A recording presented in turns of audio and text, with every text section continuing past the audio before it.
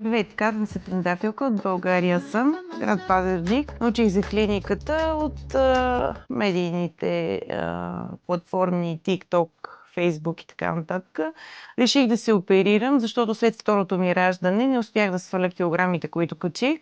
И така стигнах до тук. Клиниката е много добра, доктора е супер. Аз нямах никакви болки, очудващо. Чувствам се много добре. На третия ден вече се чувствам просто перфектно. Смело мога да кажа, че нямам болки. Има тук колеги, които имат леки болки, но при мен това го няма. Чувствам се прекрасно и може би ще ме изпишат съвсем скоро. Какво друго да кажа за клиниката? Сестрите са добри, персонал е перфектен. Бай!